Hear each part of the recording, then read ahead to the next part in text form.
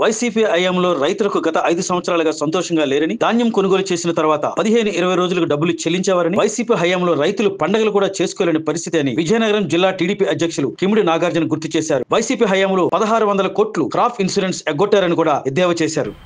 వారు హయాంలో ఉన్నప్పుడు 5 సంవత్సరాలు కూడా రైతుల్ని వారు పట్టించుకోలేదు కాబట్టి, రైతు కుటుంబాలని వారు నాశనం చేశారు కాబట్టి వారిని ఇంటికి పంపించడం అనేది జరిగింది. అయ్యా వైకాపా నాయకులారా, నేను మీకు సూటిగా ఒకటి ప్రశ్నిస్తున్నాను. మీ హయాంలో రైతులు ఎక్కడైనా సంతోషంగా ఉన్నారా? ధాన్యం కొనుగోలు చేసిన తర్వాత 15 రోజులకు తక్కువగా ఏ రోజైనా మీరు డబ్బులు ఇచ్చారా? వందల వేల కోట్లు బకాయిలన్నీ కూడా మీరు 3-4 నెలలకు కానీ ఇచ్చిన పరిస్థితులు లేవు. మీరు అధికారంలో ఉన్నప్పుడు పండగలు కూడా రైతులు సరిగ్గా చేసుకోలేని పరిస్థితి. డిసెంబర్ వచ్చిన తర్వాత మేము 5 సంవత్సరాలు కూడా రైతన్నలందరినీ కూడా తీసుకుని మేము రోడ్డెక్కిన వాళ్ళం. ఎందుకంటే కొనుగోలు జరిగేది కాదు. కొనుగోలు జరిగిన వైకాపా మద్దతుదారులైనటువంటి రైతుల దగ్గర నుంచే ఆ కొనుగోలు అనేది జరిగేది. టీడీపీ పార్టీ వాళ్ళు ఎవరైనా ఉన్నారంటే, న్యూట్రల్స్ ఎవరైనా ఉన్నారంటే వాళ్ళ దగ్గర కనీసం కొనుగోలు జరిగేది కాదు. ఈ క్రాప్ కొంతవరకే మీరు చేసేవారు. ఆ ఈ క్రాప్ అయిపోయిన తర్వాత ఏదైనా పంట ఉందంటే అది మీరు కొనుగోలు చేసేవారు కాదు. దానికి దళారీలందరూ కూడా మధ్యలోకి వచ్చి బస్తా మీద 100 నుంచి 200 రూపాయలకి తక్కువ లేకుండా కూడా వాళ్ళు రైతుకు నష్టం వచ్చేలాగా చూసుకునేవారు.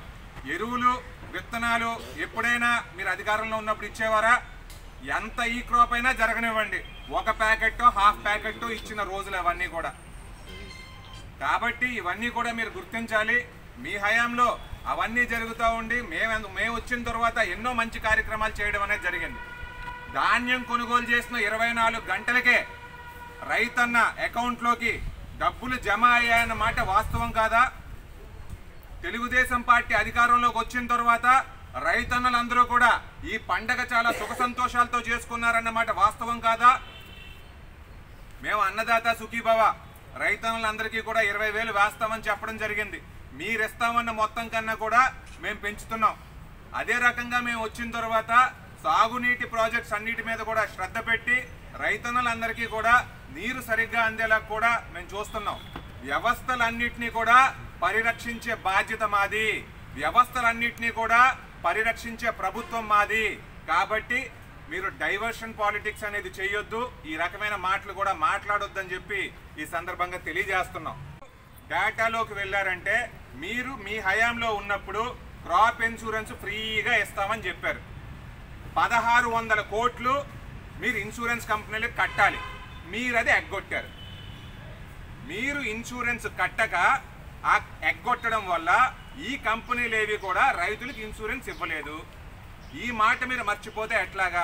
ఇప్పుడు తెలుగుదేశం పార్టీ అధికారంలోకి వచ్చిన తర్వాత మీలాగా కళ్ళబొల్లి మాటలు చెప్పకుండా ధాన్యం మీద కానీ మిగతా వాటి మీద కానీ ఒక 500 రూపాయలు 600 రూపాయలు ఏదైనా స్లాబ్ ఉందంటే దాన్ని 150 రూపాయలు 200కి తగ్గించి తక్కువ మొత్తంలో మీ దగ్గర నుంచి రైతుల దగ్గర నుంచి కొంత భాగం ప్రభుత్వం మిగిలినంతా కట్టుకునేలాగా ఒక మంచి పాలసీ తీసుకొచ్చే విధానంలో ఈ ప్రభుత్వం ఆలోచిస్తుందని చెప్పి ఈ సందర్భంగా తెలియజేస్తున్నాం. ఈ రోజున మన జిల్లాలో కానీ రాష్ట్రంలో కానీ ఏమైందంటే మేకే వర్షాలు పడడం వల్ల ఒకంత ఎర్లీగా ప్రాసెస్ అంతా కూడా స్టార్ట్ అయింది. ఈ ప్రాసెస్ ఎర్లీగా స్టార్ట్ అవడం వల్ల అడ్మినిస్ట్రేటివ్ పరంగా డిస్ట్రిబ్యూషన్ అనేది ఏదైతే ఉందో కొంతవరకు ఇబ్బంది పడ్డాం. కానీ దాన్ని కూడా ఇప్పుడు సెట్ చేసుకుంటాం. అదే రకంగా గత సంవత్సరంతో పోల్చుకున్నట్టయితే ఈ సంవత్సరంలో మన జిల్లాలో 13,000 హెక్టార్లు అదనంగా పంట వేయడం అనేది జరిగింది. కాబట్టి ఈ ఫ్యాక్టర్స్ అన్ని చూసుకున్నట్లయితే కొంత ఇబ్బందులు వచ్చాయి. వాటన్నిటిని కూడా ఇప్పుడు ప్రభుత్వం స్ట్రీమ్ లైన్ చేస్తూ ఉందని చెప్పి తెలియజేస్తున్నాం. ఒక్క మాట వైకాపా నాయకులకు కానీ మిగిలిన వాళ్ళందరికీ కూడా తెలియజేస్తున్నాం. ఈ ప్రభుత్వం ఖచ్చితంగా రానున్న 4 సంవత్సరాలు కూడా ప్రజలకి సుపరిపాలన అందించడానికే ఉంది. మా ప్రభుత్వంలో ఎక్కడా కూడా అవకతవకలు జరగవు.